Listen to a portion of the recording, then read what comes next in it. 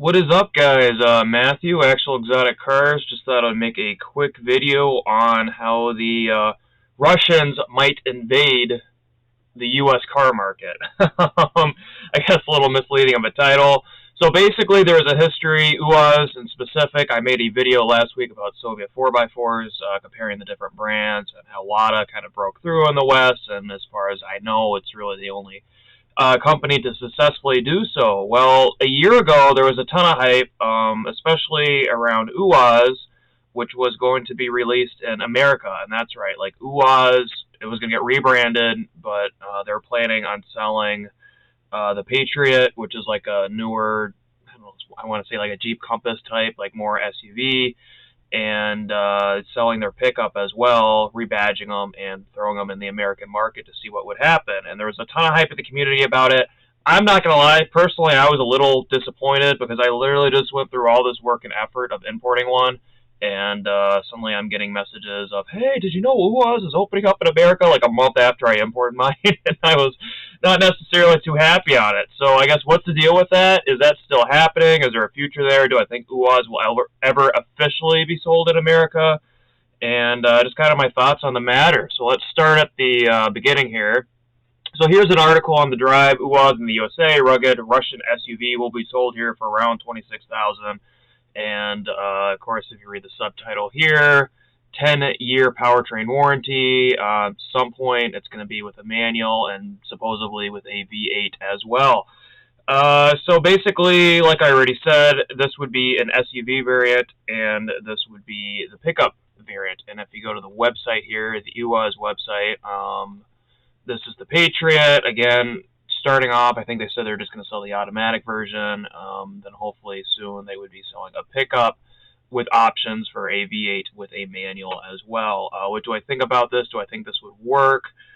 I'm not. I was first initially disappointed because the initial version would have been the Patriot. They were going to have it with a 6-speed GM automatic transmission, 2.7-liter inline-4, about 150 horsepower, so kind of Jeep competition, if you will. If you saw my last video, this would easily be able to be a daily driver, obviously, unlike some other UAZ products. So I don't think you'd have any issues going highway speeds or anything like that. Another big thing is they're going to have an electronic 4x4 system. I'm not necessarily a big fan of. Maybe I'm just too old school, if you will. So I was not necessarily hyped up for it, but it is exciting, the idea of a Russian automaker breaking into the U.S. market, even if it is rebadged. And eventually, like I said, there was plans, hopefully, depending on sales, to introduce a V8 and B, a manual transmission, both of which I think the U.S. is severely lacking in, especially nowadays. So again, starting price, I think it was like $26,500 or something. And the company that was willing to do this, I personally never heard of myself. It was called Bremok. And if you just do a quick Wikipedia search here, I guess it's like an Italian U.S.-based company. More like tactical trucks, military vehicles, four-wheel drive stuff. I haven't really heard it myself. Must be somewhat of a smaller company. They were going to reintroduce these as the Bremok Taos and the Bremok Brio. Those were supposedly going to be the names of the SUV and the pickup that they were planning on importing. Again, I don't have a problem if they rebrand it. I sort of understand if they're willing to, be the people that, I guess, import it. Obviously, they, should have some sort of name on it. And as long as we get an UAZ in America, I don't care how it gets here. So don't really have any issues with that. According to another article, or it might have been the same article I read, there was about 38,000 deposits for this Bremok SUV, if you will, which is a very good number, extremely good. You got to realize, though, from what I read, I think the deposit was only like $100. So how many people were actually like, that serious about it? I don't know. At that price, it's exciting news. So obviously, there is a history of UAZ and I guess the West, if you will. And what I mean by that is a lot of countries, such as, don't know if I can find the country list here. There we go, distributors. So these are a list of all the UAZ distributors, if you will. These are, I guess, all the countries that you can somewhat get UAZ for, and obviously most of it's post-Soviet countries, a little bit in Central Europe, not too much in the West. But if you go over here, Central America does have a decent amount of UAZ, especially like Cuba, I think in Peru, Venezuela. Mexico has a UAZ dealership. So UAZ already has broken through in North America, just in Central America, if you will. Not necessarily so much in the U.S. Hopefully that'll change. But obviously, if you're shipping vehicles to Mexico and Cuba and Dominican or whatnot, like the distribution connection is already pretty much there. So I do find that somewhat exciting in some ways. So interesting. Now, obviously, all of this, it all started during the 2021 LA Auto Show. There was a display, if you will, about the UAZ when they were showing this Bremik, the 4x4, the SUV. Like I said, the warranty here is pretty freaking good as far as I'm concerned. I mean, 120,000 10-year powertrain warranty, 60,000 bumper to bumper warranty. I mean, this is a real deal. I honestly think this would be able to compete in the U.S. without any issues. I think we're going to have a hole in this type of market. If you watch my last video, one of my big reasons for importing a Soviet 4x4, I think U.S. vehicles nowadays are extremely boring, mundane. They all look the same. There's nothing special about them. And I really doubt this is the base model. I mean, we got a winch, we got a roof rack. This is probably souped up all trains, but I definitely think this would be some major competition for a Jeep type, maybe even Chevy Suburbans, Ford Expeditions, that Land Rovers, those type of vehicles. I think this would be some major competition, especially for the price tag, because this is definitely going to be undercutting the market. I think Jeeps are way too expensive. That's why I never bought one, even though I kind of wanted to. And I think UAZ, or Bremok, if you will, with the rebadged UAZ, would definitely be able to compete. So, like everybody knows here, obviously, due to the whole situation right now in Eastern Europe, all this got shut down. And again, it kind of looks like Bremok went under. The Italian part of the company, I guess, went under in 2015, but the U.S. basically suspended all operations, citing understandable reasons, which everybody, I guess, would know the reasons due to the sanctions and whatnot, which is unfortunate. Do I think there are options in the future? Could this still happen? And in my opinion, yes, it could. And I'll give an example. The only, I guess, Russian company that I can think of in any sort of the U.S. auto market that broke through successfully was Ural Motorcycles. These are pretty well known, somewhat in the motorcycle community, at least in the U.S., and they did break through with their side-by-side motorcycles pretty successfully, which did Ural, I know I'm butchering that, due to survive the sanctions. They moved to Kazakhstan. So a lot of these post-Soviet countries are closely tied one another. Obviously, Russia and Belarus are pretty close. I don't know with sanctions with Belarus if that would be a good option for UAZ to move to Belarus. But the Ural Motorcycles here moving to Kazakhstan, they were basically able to get around sanctions while still being able to somewhat be a Russian company, if you will. Kazakhstan obviously has extremely close relationships and trade customs, and I honestly think you can even get into Kazakhstan with a Russian. I don't even think you need a passport to get in there. The countries are very closely, politically, I should say, very closely related. So, do I think a move to a Kazakhstan, maybe in Armenia, actually most of the Central Asian countries, with a notable exception of probably Turkmenistan? Yes, I think UAZ, if they were willing to do that, or even have a separate branch of like UAZ America or something, and open it up in Kazakhstan, would they be able to import these? Yes. Now, are they willing to do so? Obviously, it would be expensive. I don't know how much of a market in the U.S. The fact that almost 40,000 deposits were put in just for the SUV, I don't know. That's a good question. And also, with everything going on right now, would Americans even be willing to buy a Russian-made vehicle or Russian somewhat built vehicle, even if UAZ or a branch of UAZ, kind of like Toyota America, UAZ Kazakhstan or something like that, decided to operate? In my opinion, with everything going on, I think it's having the opposite reaction of what people think. So if you could buy like an Iranian made or a North Korean made or Syrian made, like Cuban made, any of these countries that don't have good relationships with the U.S. for one reason or another vehicle, I think a lot of people would. And I noticed too something I was worried about with my van because I have Russian plates on there. I have Russian flag and whatnot. Like I bought the van in Russia. Okay, like a lot of Russians helped me out big time buying my van. And just because of everything going on, I didn't think it was right to take all that off because a lot of people really helped me out over there. And I have only had positive remarks on everything. I've never had anything negative said about my van. People think it's the coolest thing. And I think even with everything going on now, with the Iron Curtain kind of recovering up Eastern Europe, if you will, I think if anything, these will be more popular. They're more rare. They're more of an oddity in a weird way, if that makes sense. And these vehicles that you're literally seeing on the TV, like you can drive one, you can own one legally. So in a weird way, I think everything going on right now, if anything, would make the Russian vehicle market in the U.S. even more sought after.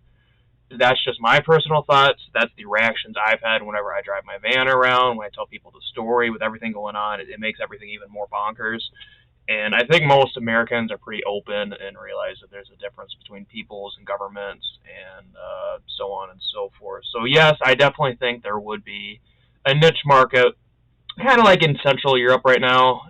You see, when I was going through the Balkans and Croatia, some EU countries, like I did see Russian vehicles, and again, a lot less than some of the competitors, but they were there. They definitely have a niche market there, and I think they could pull off the same thing in the U.S. if they play their cards right. So that's my opinion on that. Now, on the flip side, what a lot of people don't hear, and especially if you're out of, we get the Western media, we don't get the flip side of the Russian media. And when we introduced all these sanctions to Russia, Russia did the same thing back to us. And I don't think a lot of, especially Americans, realized that. When this was going through my Facebook timeline, Russia hits back at Western sanctions with export bans, and there was literally a picture of a Puhanka. This was like right after I imported my van, too. I was not happy at all. And I've made a video in the past on how you can still get parts for your Puhanka. By no means is it impossible to get a Buhanka or an UAZ in America right now. Obviously, things are a lot more difficult. And just like I stated in my importing a UAZ video, kind of with COVID, it's one of those weird things I don't like, but the world's changed. We just have to adjust to it. It is what it is. And I kind of view all these sanctions the same way. I don't understand how I get the reasonings on both sides, I guess. But in my mind, I just want to drive my Buhanka and have fun, and I don't think politicians or government should be getting in the way of that. I don't think it makes a big difference if I'm trying to import a brake pad or something from Russia, but it is what it is. We have to adjust. So yeah, it is a pain. Hopefully there is some way around it. I don't know if Bremak, I'm sure pronouncing that wrong, will ever plan to reproduce these in the future. Like I said, maybe if they can move countries or something, maybe in a few years the situation will be different. I don't know. Nobody knows. That would be nice.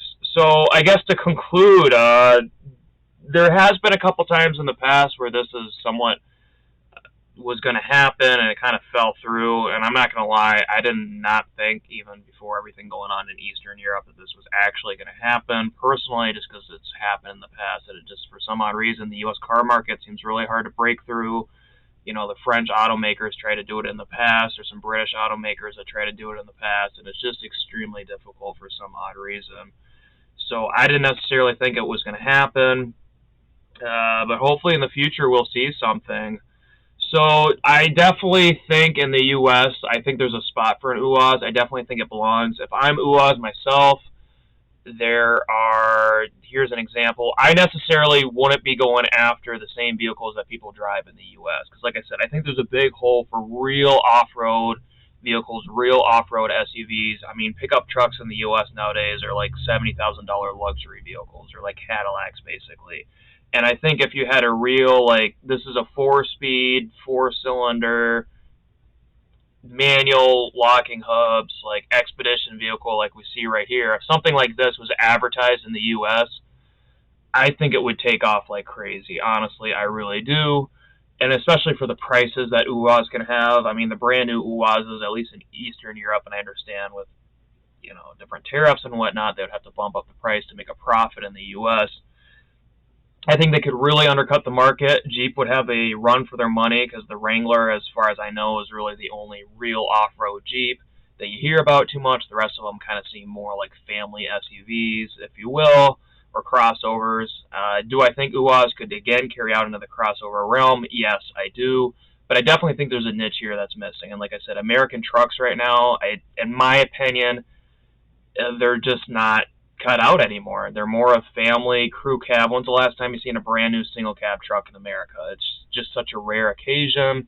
I think for a lot of off-road people, they're kind of sticking to the old vehicles just for that reason. There isn't really much newer trucks, American-made trucks, that I think are really cut out for off-roading in the sense that they used to be. Just personal opinion. You're not getting a big block with like a 5-speed transmission in a Ford or a Chevy like you used to be able to get a decade ago, unfortunately. So if I'm UAZ, man, I'm selling the Hunter. I'm selling the Buhanka. I don't know necessarily if going after the Patriot or the pickup. The pickup maybe would be a good move. I don't think a Patriot with a 6-speed automatic and a 4-cylinder is. Obviously, it might be competitive, but I think what really breaks them through, if we start seeing Buhankas riding around the streets every day, people are going to be like, where the heck did you get that? I get that all the time. Um, the Hunters as well. I definitely think if you market it right, it's can make it a fraction of the price as a brand new Wrangler would be right now. I definitely think it would have a big breakthrough in appeal in the U.S. market personally. So future, I definitely think the future's bright. Obviously, with the situation going on, who knows what's going to happen? Like, how can we fight back? I guess in my opinion, I imported my own vehicle. If UAZ realized if there's enough people that import UAZs or Russian off-road vehicles in the U.S. in general, I definitely think that people will start waking up and realize that, hey, there's a market here for this. And I think we're starting to see a little bit of a resurgence with that, especially I'm not the only person. I've talked to multiple people in the U.S. and in Canada that are also planning on doing the same thing as me. So hopefully that'll help in the future. Another topic I kind of wanted to tie in the end here before I rattle off too much random information. In my personal opinion, we're definitely going to see China breaking through the U.S. car market in the next few years. That's a topic I really don't know too much about personally. I've been trying to do a bit of research myself, and it's very interesting. I'll probably make a separate video in the future about how sanctions are affecting the Russian car market because we're seeing a ton of Iranian and Chinese vehicles flood into Russia right now as a result of sanctions, and me kind of as an exotic car geek find it extremely interesting seeing these comparisons of all these unknown Geelys and go down the list of all these unknown Chinese vehicles, and I definitely think for a cheaper price they can offer around the same thing as almost any of their counterparts, and I definitely think that we'll have a breakthrough in the U.S. car market coming soon, so keep an eye out on for that. But as far as UAZ and the U.S. is concerned, that's kind of my thoughts. Hopefully we'll see something one day, but as of now, unfortunately, we have not. So thanks for watching, and goodbye.